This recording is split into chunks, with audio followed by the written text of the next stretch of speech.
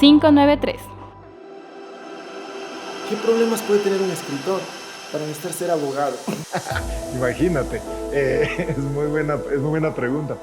¿O qué problemas tiene un abogado para necesitar de un escritor, para escaparse?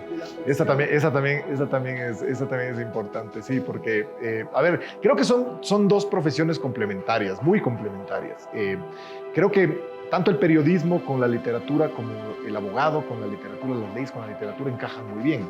De hecho, gran parte de la literatura, fíjate, está hecha con base en historias de novela negra, de sangre, de crímenes. Muchas novelas de suspenso son escritas por abogados y mentalizadas, además, por abogados. Entonces, creo que tienen un vínculo y a mí me ha ayudado muchísimo.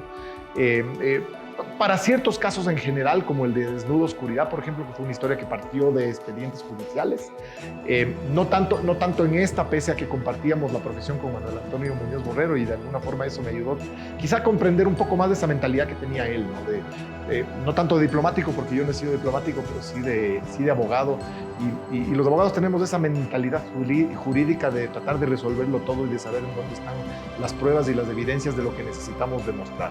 Y un poco eso encierra también esta novela, ¿no? Ir descifrando poco a poco lo que pasaba por la mente de este personaje, al que no lo conocimos, evidentemente murió en 1976, pero necesitábamos que se conociera un poco qué creía él, qué pensaba él, cuál era su actitud frente a la guerra, frente al propio gobierno ecuatoriano, que tenía una posición bastante compleja en esa época en favor de los nazis, contra los judíos. Todos esos temas creo que ayudaron mucho a compaginar las dos profesiones que tengo.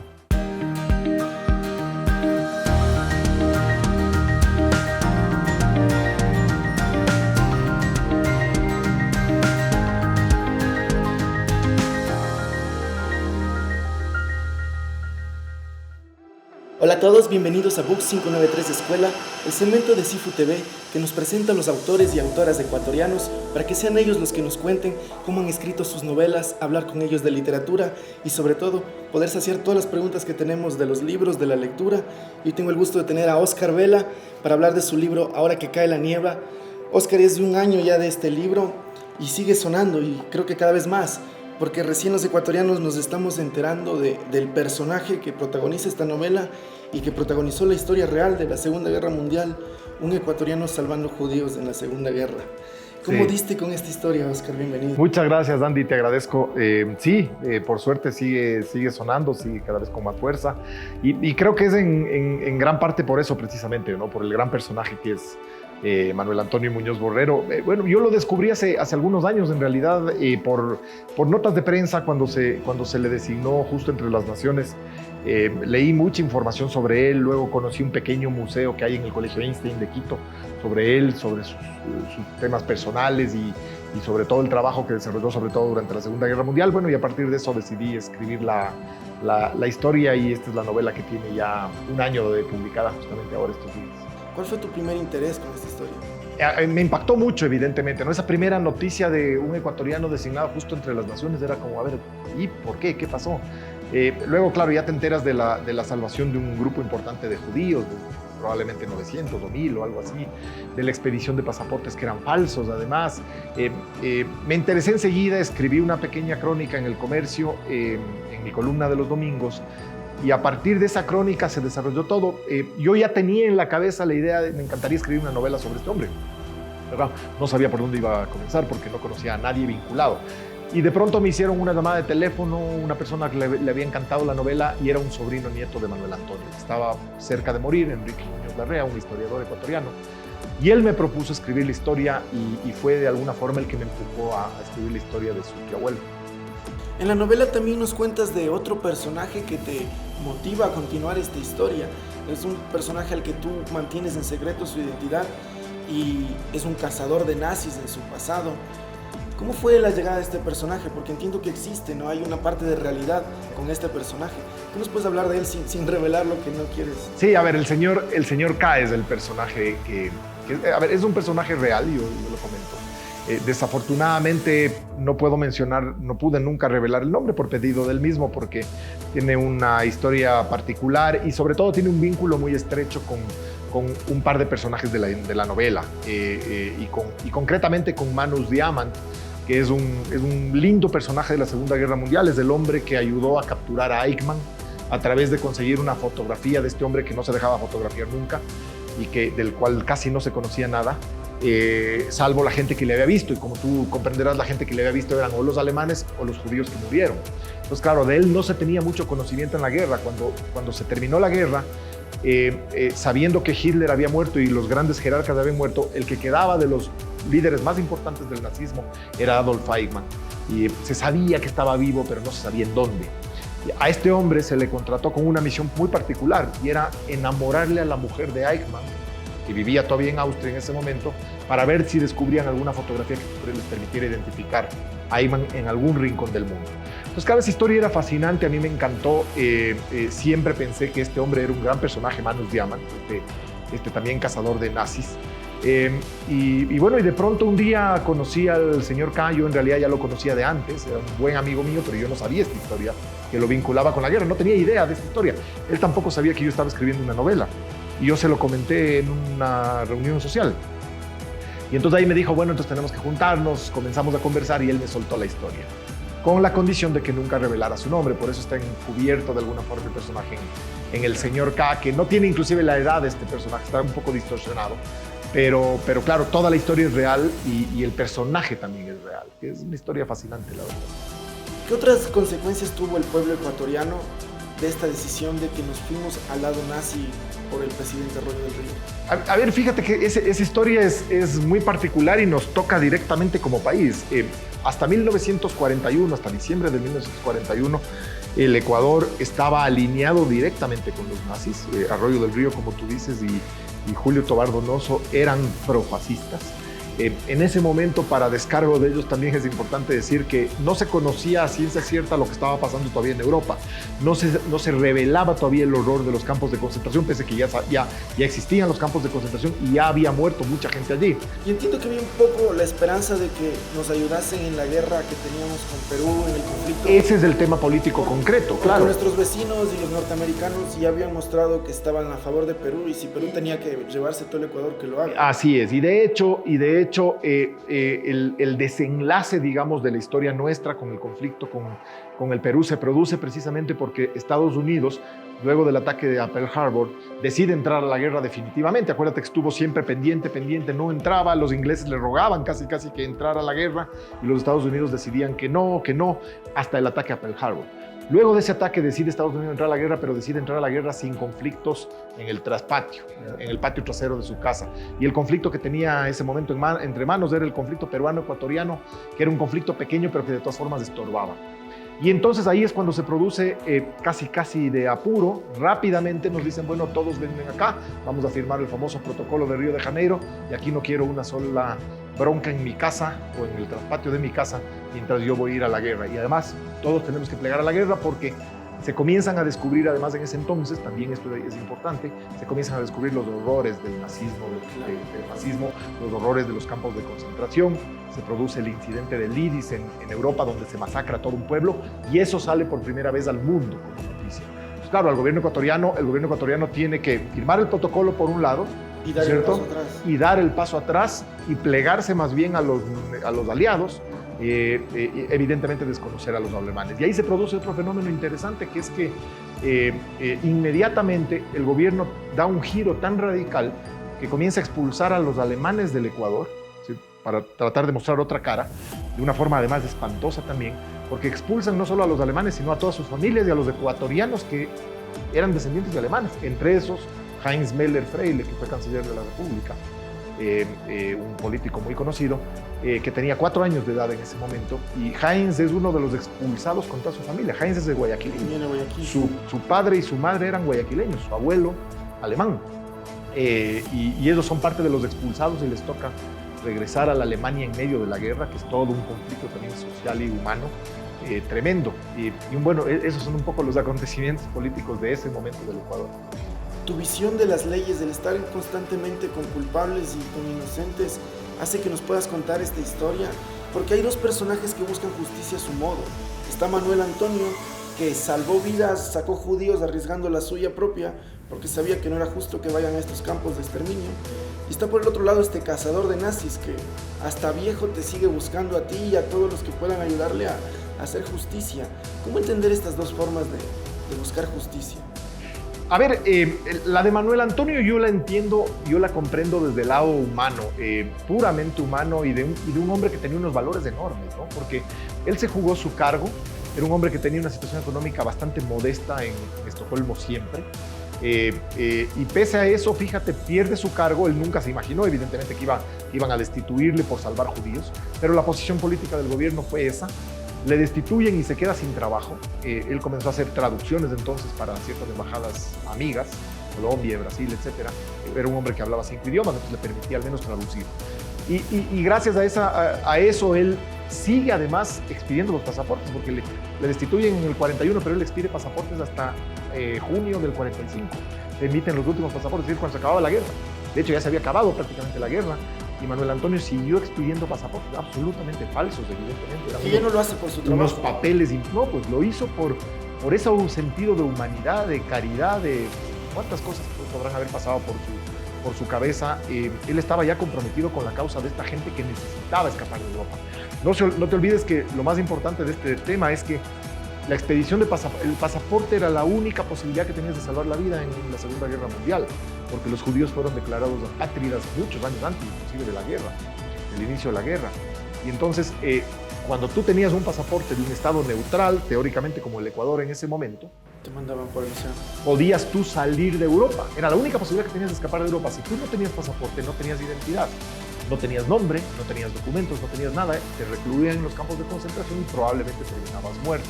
Entonces, los judíos que lograron escapar, los que salvan su vida, son los que consiguen de alguna forma, o por las buenas, digamos, legalmente, ser reconocidos por otras nacionalidades que ya las tenían por sus ancestros, o los que se encontraron de pronto con un hombre como Manuel Antonio, que les dijo, toma un pasaporte ecuatoriano. Ellos no sabían ni dónde estaba el Ecuador.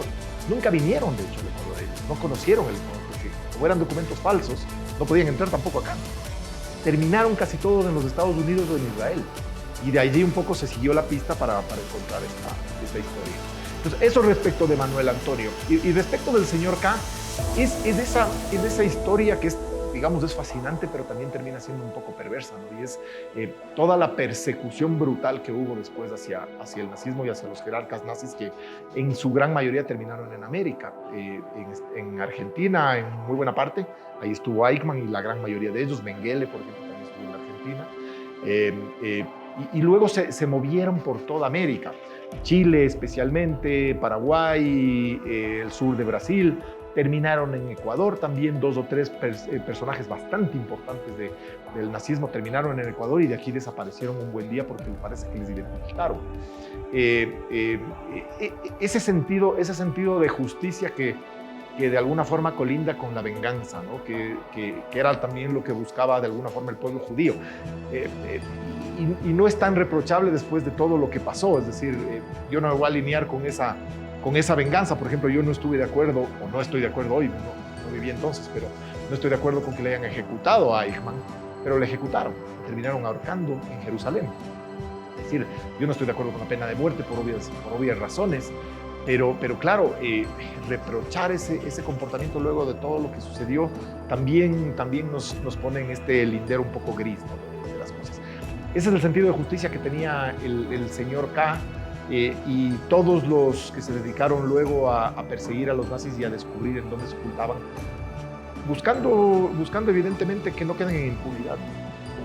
En el bien habita el mal a la vuelta de la esquina, y sobre todo también la guerra, cómo influye. O sea, la guerra acabó en el 45, pero la vida de Muñoz Borrero duró unos 20 años más, y siguió perseguido por esto, tuvo que guardar un secreto que le causó un montón de penurias, perder familia, perder su vida entera. Y el señor K, los que siguen buscando nazis, es del 2020 y la guerra los sigue afectando, y esto que acabó en el 45 continúa, y por eso el prólogo del libro y el epílogo nos muestran esto. Sí, es increíble que en el 2020 todavía golpea a tanta gente. Fíjate, casi todos, o prácticamente, digamos, por no decir todos ya, todos los protagonistas de la guerra directamente, los nazis, están muertos. A lo mejor alguno queda vivo por ahí, pero tendría que ser centenario. Y fíjate cómo sigue golpeando. Y es que, claro, esto se transmite de generación en generación. Y los hijos vieron sufrir a sus padres y los nietos conocen del sufrimiento de los hijos, de los padres o de los abuelos. Y así, entonces, sucesivamente esto se va transmitiendo.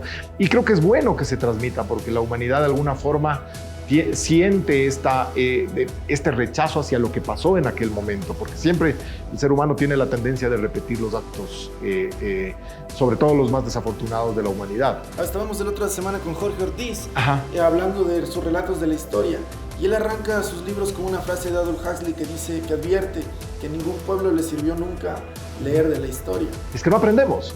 Desafortunadamente, pero creo que es muy importante conocer a fondo lo que sucedió. Que entre paréntesis, ese libro de Jorge es una maravilla. ¿Qué reconocimientos o qué contactos has tenido luego del lanzamiento de este libro? He visto que has estado en algunas ceremonias, incluso de Cancillería, del gobierno, porque después de tu libro, el gobierno, el Estado, la sociedad ecuatoriana empieza a poner sus luces en este personaje. Sí, más que, digamos, el gobierno inclusive le hizo un homenaje, poco antes de que salga el libro ya le hizo un homenaje post-mortem a Manuel Antonio Muñoz y le devolvieron post-mortem el cargo de cónsul honorario, ¿no? Que fue algo muy interesante porque, claro, era de alguna forma reivindicar un acto bochornoso que fue destituirle en ese momento por un acto humanitario. Luego ha habido varios actos, ha habido evidentemente mucha difusión del libro en todas las ciudades del país. Para mí lo mejor de todo, te digo, es que la gente comienza a conocer a este personaje. La gente no conocía, yo mismo no lo conocía hasta escribir la historia. Y ahora la gente conoce, el ecuatoriano conoce que hay este personaje que es para mí sin duda el gran héroe del Ecuador del siglo XX. No existe otro héroe de la magnitud de lo que hizo Manuel Antonio. Y a Manuel Antonio Muñoz creo que hay que seguirle los pasos, porque encarna todos esos valores que ojalá tuviéramos los ecuatorianos hoy, es decir, la discreción, la humildad, el valor, el coraje, el silencio, ¿cierto? Y sobre todo la humanidad que tuvo, el sentido de humanidad que tuvo Manuel Antonio. El libro ha volado muy bien, estaba prevista una presentación en Madrid, justamente en la Casa Sefardí, en medio de la pandemia, en marzo o abril iba a ser, se suspendió, eso ya en algún momento pasará, ojalá se dé. Está traducido ya prácticamente al inglés, estamos terminando una versión con unos traductores al inglés, entonces saldrá pronto la novela en inglés, que es algo que se demandaba, y también hay un proyecto muy bonito, muy interesante para hacer una serie de televisión que parece que va a tener cierta acogida en una productora internacional sobre la historia de Manuel Antonio y de Ahora que cae la nieve. Así que caminamos bien. Oscar, para ir finalizando, te quería preguntar del otro libro, del nuevo libro que estás escribiendo, en el que también por un lado va a ser literatura muy interesante, pero también va a tener otra función de ayudar a visibilizar otra injusticia en el mundo en la que te metes. ¿Nos puedes contar un poco, a breves rasgos, lo que nos puedes contar del caso Serrano? Sí, claro, bueno, es el caso de Nelson Serrano Sáenz, el ecuatoriano que está en el corredor de la muerte en la Florida. Él tiene 82 años. ¿Qué tiempo está preso? Está 18 años ya preso en el corredor de la muerte. Es el preso más longevo de los Estados Unidos en el corredor de la muerte hoy. Es ecuatoriano y está acusado de un crimen que yo creo que no cometió. Él es inocente y creo que se demostró su inocencia a lo largo de un proceso muy corrupto, viciado por todas partes, y eso es un poco lo que se refleja en la novela. La idea es contar su historia y contarle al mundo entero y sobre todo a los Estados Unidos y en general a toda América lo que sucede cuando la justicia está tomada de alguna forma por los poderes, y no me refiero al poder político en ese caso en concreto, sino por los poderes de corrupción, de mafias, por ejemplo, que es lo que sucede en el estado de Florida en los Estados Unidos. La gente tiene otra percepción de lo que es la justicia en los Estados Unidos. Creemos que es esa justicia perfecta o casi perfecta. Y pese a que es una justicia que funciona en muchos estados, especialmente en Florida y en Nueva York, adolece de muchos vicios. Y ese es uno de los casos que sufrió Nelson Serrano por un componente muy claro. Nelson Serrano era ecuatoriano, por tanto era latino, y por tanto fue visto como un hombre peligroso y sospechoso desde el día 1, cuando él pudo demostrar inclusive que no se encontraba ni siquiera cerca de la escena del crimen en ese día. Estaba a 500 millas de distancia en otra ciudad. Pero él era ecuatoriano, como les ha sucedido a muchos negros o latinos en los Estados Unidos. Por confusión, por acusación falsa, por testigos falsos o por ocultamiento de pruebas. Todos esos componentes, fíjate, se reúnen en el caso de Nelson. Un caso burdo, bastante extraño, que ahora lo que queremos es sacar a la luz y que la gente entienda que hay un inocente preso durante 18 años y que tiene esa espada de Damocles que es la pena de muerte allí, pendiente, y espero que algún momento podamos solucionar eso. Jennifer nos pregunta, ¿qué es lo que más te inspiró para ser escritor? No sé, creo que en el fondo es esa necesidad de contar historias, de que te llegan historias permanentemente, es como que tienes una suerte de atracción por las historias. La gente de pronto te comienza a contar cosas y cuando te cuentan cosas hay muchas muy interesantes que vale la pena seguir contándolas.